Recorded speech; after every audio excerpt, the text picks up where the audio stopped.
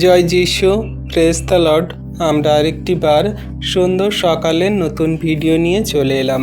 আর এই ভিডিওতে আমরা আজকে বাক্য নিয়ে আলোচনা করব, যে বাক্য সকল প্রভু আজকে আমাদেরকে দান করছে। আমরা বিশ্বাসী সন্তানরা প্রত্যেক দিন বাক্য থেকে অনেক আশীর্বাদ অনুগ্রহ পাচ্ছি এবং সত্য বাক্য সকল সঠিক রূপে জানতে পারছি, আর সেই বাক্য কার্যকারী পালন করে চলছি, আশা করি আমরা বিশ্বাস করি। যদি আপনারা বাক্যে কার্যকারী হন তাহলে ভিডিও বানিয়ে আমাদের সার্থক হলো, আর ঈশ্বর প্রভু অনেক আশীর্বাদ অনুগ্রহে পরিপূরণ করছে আমরা বিশ্বাস করি। তো আসুন আমরা কথা না বাড়িয়ে আমরা বাক্য দেখি, প্রভু বাক্য দ্বারা আমাদেরকে আজকে কি বলছে। আজকে আমাদের টপিক, তুমি যেমন দেবে তুমি ঠিক তেমনই পাবে। আমরা বিশ্বাসী সন্তানরা এই বাক্যের উপরে আজকে আমরা প্রার্থনা করব এবং সেই বাক্যকে ধ্যান করব, দেখব। আমরা বিশ্বাসী সন্তানরা আমরা যে বলছি তুমি যেমন দেবে তুমি ঠিক তেমনই পাবে, আমাদের তাহলে ধারণা আসতে পারে কি, যে আমি যেমন গরিবদেরকে সাহায্য করব তেমন কি ঈশ্বর প্রভু আমাকে সাহায্য করবে? আমি মানুষকে যেমন তার পাশে দাঁড়াবো ঈশ্বর প্রভু কি তেমন পাশে দাঁড়াবে? আমি যেমন মানুষকে উপকার করব ঈশ্বর প্রভু কি তেমন আমার উপকার করবে? একদম নয়। এটা হলো জাগতিক বিষয়, কিন্তু ঈশ্বর প্রভু বলছে তুমি আত্মিক বিষয়ে সেই সমস্ত কার্য করো যেটা তোমার জন্য ধার্মিকতা, অনন্ত জীবনের পথ সকল খুলে দেবে। কি বলছে প্রভু? 2 করন্থীয় 9 অধ্যায়ের 6 থেকে 9 পদ কি বলছে আমরা দেখি। বলছে, বিষয়টি এই যে অল্প পরিমাণে বীজ বুনবে সে অল্প পরিমাণে শস্য কাটবে, এবং যে লোক আশীর্বাদের সঙ্গে বীজ বোনে সে আশীর্বাদের সঙ্গে শস্য কাটবে। তাহলে এখানে কি বলছে? যে ব্যক্তি অল্প পরিমাণে বীজ বোনে, অর্থাৎ যে সমস্ত খ্রিস্ট বিশ্বাসীরা প্রভুর বাক্যকে অল্প পরিমাণে ছড়িয়ে দেয়, মানুষের কাছে বলে, সে অল্প পরিমাণে প্রভুর আশীর্বাদ অনুগ্রহ পাবে, বা অল্প পরিমাণে প্রভুর কাছ থেকে সেই আশীর্বাদ দয়া কৃপা করুণা সকল পাবে। কিন্তু যে ব্যক্তি সমস্ত লোককে পৃথিবীর প্রান্ত পর্যন্ত প্রভুর সেই আশীর্বাদ অর্থাৎ বীজকে, বাক্যকে বনে, বাক্যকে বীজ বলা হয়েছে কারণ আমরা সবাই জানি আদিতে বাক্য ছিল, সেই বাক্য মাংসে মূর্তিমান হয়েছে, আর বাক্যকে অনেক সময় বাইবেলে বীজ বলে বলা হয়েছে। বীজ মানে কি না, একটা গাছের সেই ছোট্ট বীজ বা দানা যেটাকে মানুষের হৃদয়ে বোনা হয় আর সেখান থেকে বড় গাছে পরিণত হয়, অর্থাৎ সেখান থেকে বিশ্বাস জন্মায়, প্রভুর প্রতি প্রেম জন্মায়, নানান রকমের ফল উৎপন্ন করে, ধৈর্য, নম্রতা, আত্মবিশ্বাস, প্রভুর প্রতি কার্যকারিতা, আরও সমস্ত আশীর্বাদ অনুগ্রহ সকল সেখানে সেই জন্মায়। তাহলে এখানে বলছে যে কি না সেই অল্প পরিমাণে বনে সে অল্প পরিমাণে শস্য কাটবে, অর্থাৎ ঈশ্বরের কাছ থেকে অল্প পরিমাণে আশীর্বাদ পাবে। আর যে আশীর্বাদের সঙ্গে বীজ বনে, অর্থাৎ যে সমস্ত দুঃখ, কষ্ট, যাতনা, সমস্যা, নানান রকমের মন্দ বিষয় সকল ত্যাগ করে সে প্রভুর কথা সকল পৃথিবী প্রান্ত পর্যন্ত ছড়িয়ে দেয়, সে আশীর্বাদের সঙ্গে শস্য কাটবে, অর্থাৎ ঈশ্বর প্রভু তাকে অনন্ত জীবনে এবং এমন আশীর্বাদ অনুগ্রহ করবে যে সে তা কোনোদিন ধারণাই করেনি। তাহলে আমরা বিশ্বাসী সন্তানরা দেখছি কি, যে জগতের যে সমস্ত দান ধ্যান করা, মানুষের পাশে দাঁড়ানো, ভালো করা, উপকার করা, বা কেউ একজন দরিদ্র অসহায় ব্যক্তি খারাপ কঠিন পরিস্থিতিতে পড়ে আছে তাদের পাশে দাঁড়ানো, তাদের টাকা পয়সা দিয়ে সাহায্য করা, এগুলো তো সাধারণ বিষয়, এগুলো জগতের মানুষরাও করে, যারা প্রভুতে নেই তারাও করে। কিন্তু প্রভুতে থাকা বিশ্বাসী সন্তানদের তাদের একটা আলাদা ক্যাটাগরি আছে, তাদের একটা আলাদা পার্সোনালিটি আছে, যেটা তারা করে।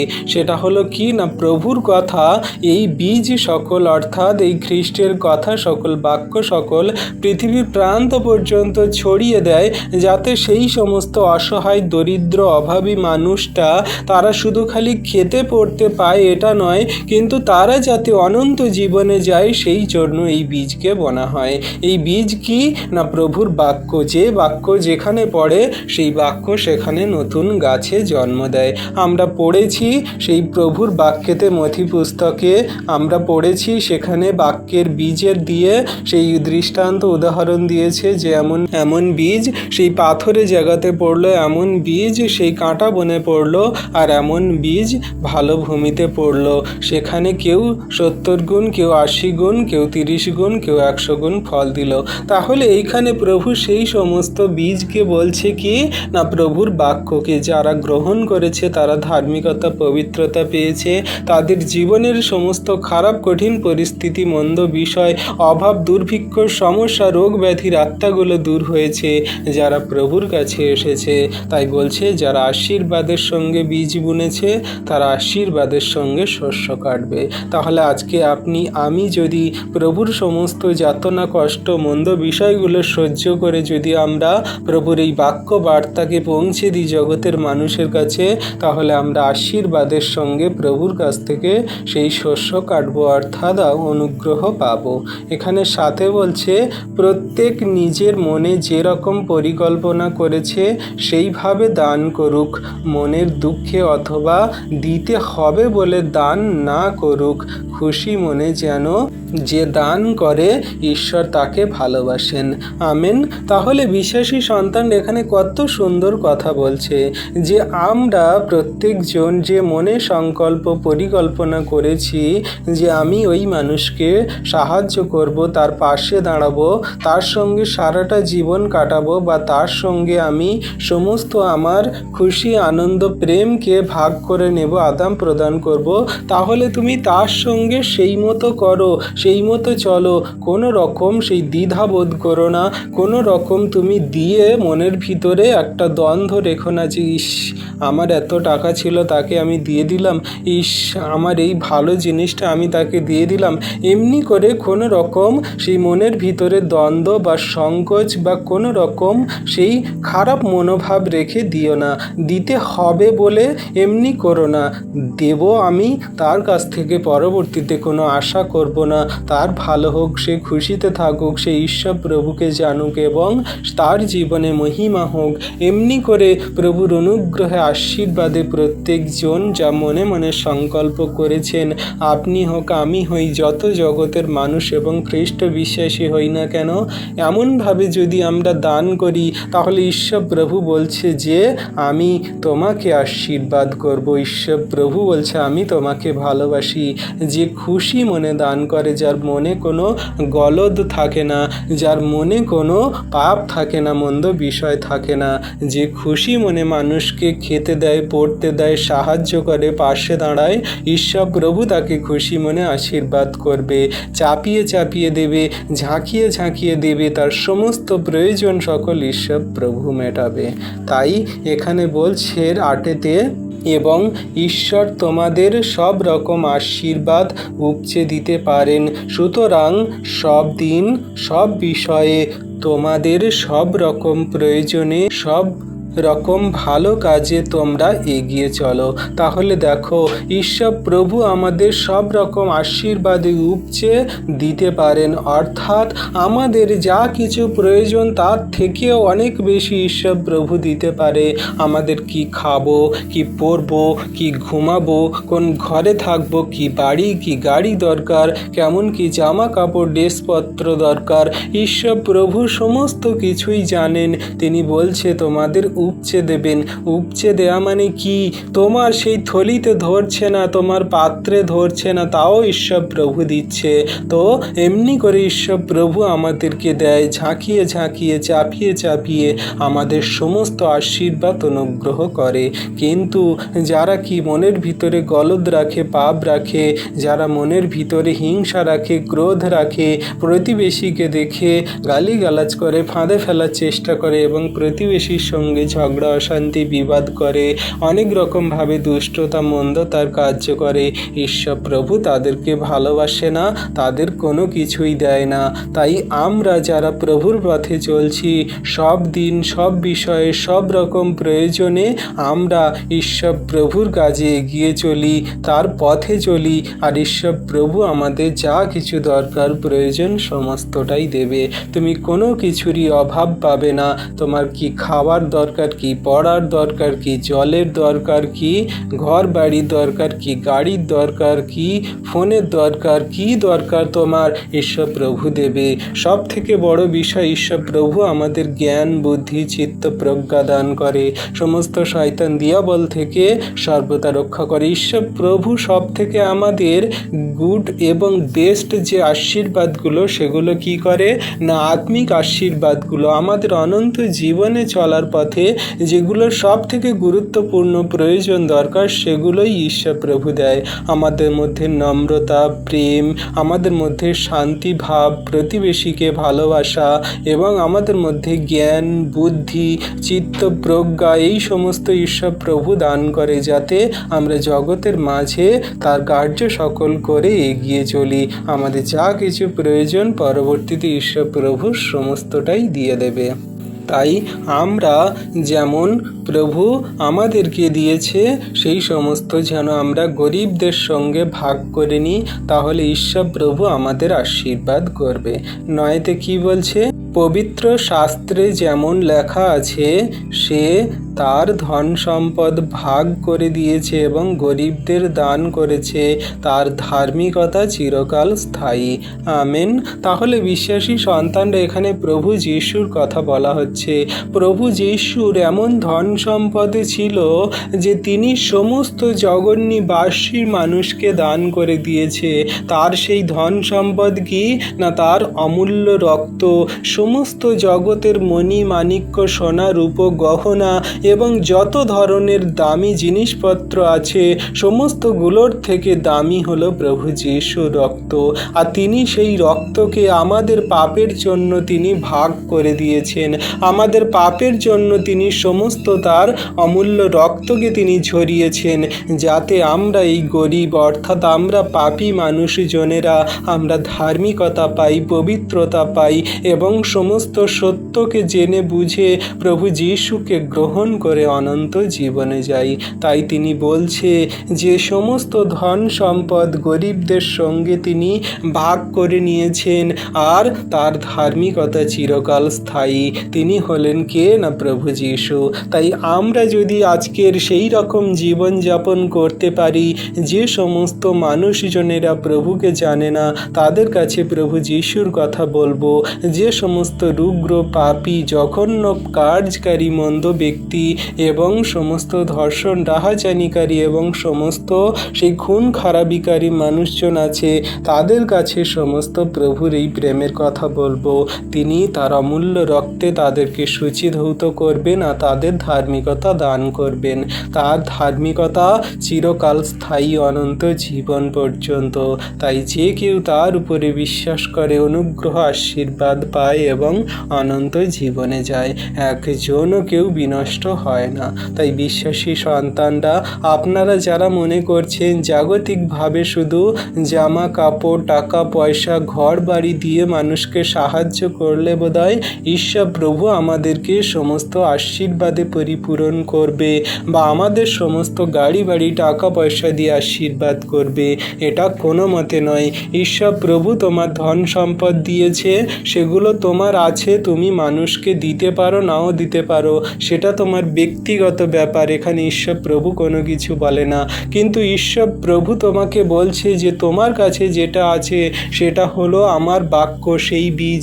তুমি বীজকে জগতের মাঝে ছড়িয়ে দাও, মানুষকে বলো তুমি যেমন দেবে তুমি তেমনই পাবে। তুমি যদি সেই আনন্দের সঙ্গে মানুষকে দাও তাহলে আনন্দের সঙ্গে ঈশ্বর তোমাকে ঝাঁকিয়ে ঝাঁকিয়ে চাপিয়ে চাপিয়ে দেবে।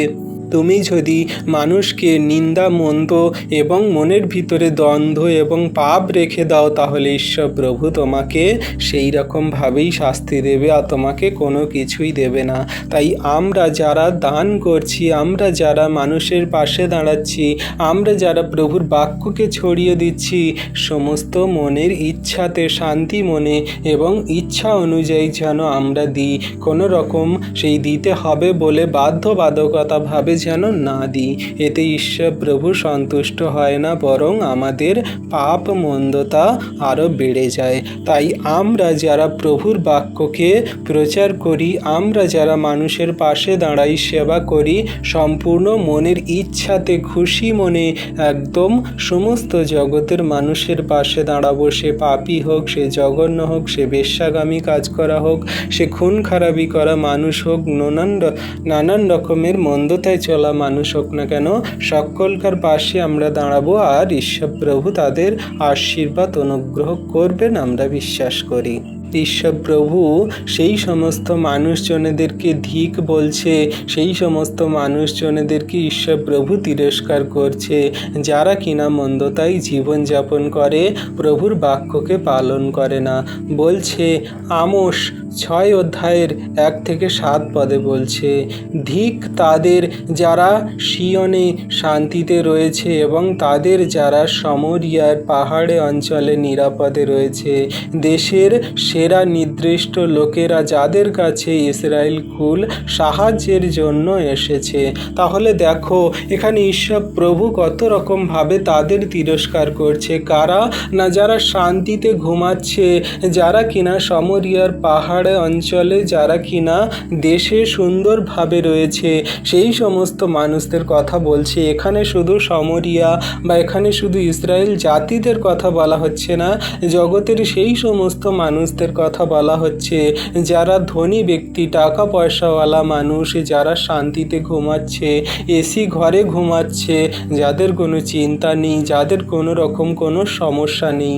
সেই সমস্ত টাকা পয়সাওয়ালা, ধন সম্পদওয়ালা ব্যক্তি মানুষজনেরা তারা নিজেদের জীবনকে সুন্দররূপে চালাচ্ছে, কিন্তু সেই সমস্ত অসহায় দরিদ্র মানুষরা যাদের টাকা পয়সা নেই, যাদের খাবার দাবার নেই, তাদের দুবেলা খাওয়ার জন্য কত রক্ত ঘাম ঝরাচ্ছে এবং মন্দতায় জীবনযাপন করছে, সেই সমস্ত মানুষদের পাশে তারা দাঁড়ায় না। সেই বড়লোক ব্যক্তিরা তারা মনে করে যে আমরা শান্তিতে থাকলে সব কিছু শান্তি, কিন্তু ঈশ্বর প্রভু তো সেই সমস্ত বড়লোক ব্যক্তি মানুষদেরকে দিয়েছে যাতে তারা সমস্ত তাদের ধন সম্পদকে ভাগ করে নেয় এবং সমস্ত অসহায় দরিদ্র মানুষজনেদেরকেও তারা কিছু কিছু দেয়।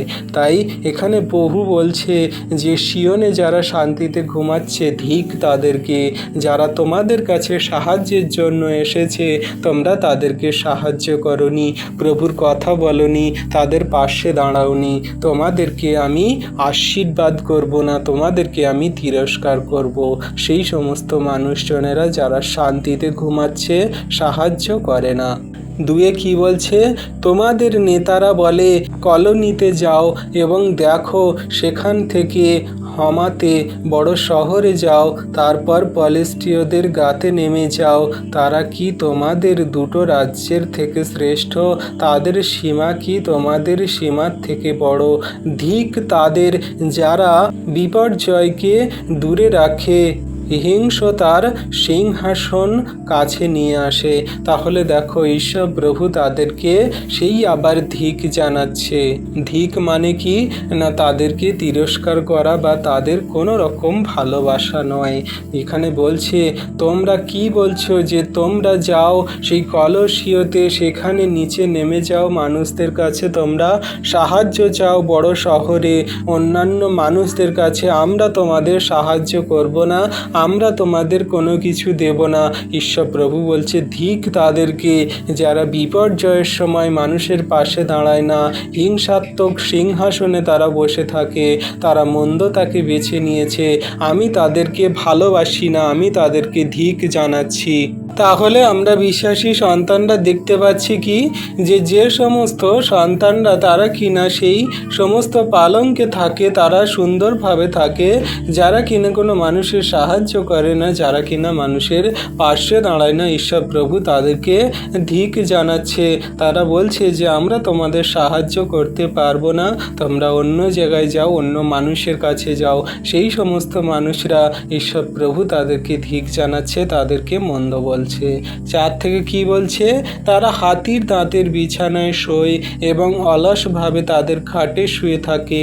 তারা পাল থেকে ভেড়ার বাচ্চা ও গরুর পাল থেকে বাছুর বাছুর এনে খায়, তারা বিনায় মূর্খতার গান করে, দাউদের মতো তারা বাদ্যযন্ত্র তৈরি করে, তারা বড় বড় পাত্রে মদ খায় এবং উত্তম তেলে নিজেদের অভিষিক্ত করে, কিন্তু তারা যোসেফের ধ্বংসে দুঃখ করে না। তাই তারা এখন প্রথম বন্দী হিসাবে যাবে এবং যারা অলসভাবে শুয়ে থাকে তাদের উৎসব দূর হবে। তাহলে দেখো এখানে ঈশ্বর প্রভু সেই সমস্ত মানুষদের কেমনভাবে ধিক্কার জানাচ্ছে আর কেমন তাদের সেই সমস্ত মন্দ বিষয়ের কথা তুলে ধরছে। যারা হাতির দাঁতে ঘুমায়, যারা হাতির দাঁতের বিছানা করে পালঙ্কে ঘুমায়, যারা অলসভাবে খাটে শুয়ে থাকে, যারা কোনো মানুষের সাহায্য করে না, প্রভুর বাক্য সকল বলে না এবং সেই ভেড়ার বাচ্চা খায় এবং সমস্ত গরু খায়, সেই সমস্ত ব্যক্তি মানুষজনেদের ঈশ্বর প্রভু ধিক্কার জানাচ্ছে। তারা বিনায়তে নানান রকমের মন্দতার গান শোনে, গান করে, কিন্তু দাউদের সেই বাদ্যযন্ত্র তারা তৈরি করে এবং অনেক রকমের মন্দতায় তারা জীবন যাপন করে, তারা মদ খায়, তারা নেশা করে, ড্রিঙ্ক করে, তারা সেই সমস্ত সুন্দর সুন্দর জামা কাপড় পরে, তেল মাখে, নানান রকমের সেন্ট মাখে, কিন্তু তাদের ভিতর থেকে দুর্গন্ধ, মন্দতায় সেই সমস্ত তাদের জীবন সকল ভরা, তারা পাপে জঘন্যতায় জীবন যাপন করছে। ঈশ্বর প্রভু বলছে যে সেই সমস্ত মানুষরা যারা যোসেফের সেই ধ্বংস অর্থাৎ ঈশ্বর প্রভুকে যারা মন্দ বলে, ঈশ্বর প্রভুকে গ্রহণ করে না, সেই সমস্ত মানুষদের কেমন দুঃখ, কেমন বেদনা, কেমন সেই দন্ত ঘর্ষণ, কেমন পাপ সকল আমি দেখছি। তারা যেন প্রভুর কাছে ফিরে আসে, কারণ তারা যদি মরে যায় তাহলে তারা প্রথম বন্দী হবে সেই শয়তান দিয়াবলের কাছে এবং পাতাল লোকে, তারা কোনো মতে ছাড়া পাবে না। আর যারা অলসভাবে শুয়ে থাকে, তারা যে সমস্ত জীবনে উৎসর্গ করছে কোনো কিছু তারা পাবে না, কারণ তারা মন্দতায় চলছে, তারা কোনো মানুষের সাহায্য করছে না, পাশে দাঁড়াচ্ছে না, তারা সেই হাতির দাঁতের বিছানায় ঘুমাচ্ছে, অলসভাবে তারা জীবনযাপন করছে, তারা সেই গরু খাচ্ছে, ভেড়া খাচ্ছে, নানান রকমের মাংস মন্দতায় জীবনযাপন করছে এবং সমস্ত সেই মন্দতায় গান শুনছে এবং মদ খাচ্ছে, অনেক রকমভাবে মন্দতায় জীবনযাপন করছে। সেই সমস্ত মানুষদের উপরে বিপত্তি, মন্দতা সকল নেমে আসবে, কিন্তু যে সমস্ত অসহায় দরিদ্র মানুষরা অভাবী আছে তাদেরকে যদি তারা সাহায্য করে, পাশে দাঁড়ায়, তাদের উপকার করে, ঈশ্বর প্রভু বলছে তাদের জীবনে আমি মহিমা, আশীর্বাদ এবং অনন্ত জীবন দান করি। মুক্ত হস্তে মানুষকে দান করো, তাদের পাশে দাঁড়াও, তোমার যা আছে তার থেকে তাদেরকে একটু একটু করে তুমি তাদেরকে দান করো, আশীর্বাদ করো। তোমার কাছে যদি একটি আঙ্গুরাক্ষা থাকে তুমি অন্যজনকে দাও। কেউ যদি তোমার সঙ্গে 1 ক্রোশ যেতে চায় তুমি তার সঙ্গে 10 ক্রোশ যাও। কেউ যদি তোমার 1 গালে চড় মারে তার দিকে 2য় গাল বাড়িয়ে দাও। কেউ যদি তোমার মন্দ করার চেষ্টা করে তার জন্য প্রার্থনা করো, তাদেরকে তুমি ভালো করো, আশীর্বাদ করো, তাদের জীবনে তুমি প্রভুর কথা সকল জানাও আর তারা তোমাকে আশীর্বাদ করবে, অতঃপর প্রভু অনুগ্রহ সকল পাবে। তাই তোমরা কোনো মতে এমন মন্দতায় চলো না। ঈশ্বর প্রভু বাক্য দ্বারা আমাদেরকে আশীর্বাদ করছে। আশা করি আমরা বিশ্বাসী সন্তানরা বাক্য সকল বুঝতে পেরেছি, জানতে পেরেছি প্রভু বাক্য দ্বারা কি বলছে। ঈশ্বর প্রভু এমনি করে আমাদের আশীর্বাদ করে, তাই বলছে তোমরা যেমন দেবে তোমরা ঠিক তেমনই পাবে। আমরা যদি ঈশ্বর প্রভুর বাক্যকে যেমনভাবে পৌঁছে দেব, মানুষের কাছে সাহায্য হেল্প করব, ঈশ্বর প্রভু ঠিক আমাদের তেমনটাই দেবেন। তাহলে আমরা বিশ্বাসী সন্তানরা এই বাক্য সকল হৃদয়ে ধরে রাখবো আর কার্যকারী পালন করে চলব। ঈশ্বর প্রভু আপন বাক্যে সকলকে আশীর্বাদ করুন। আমেন।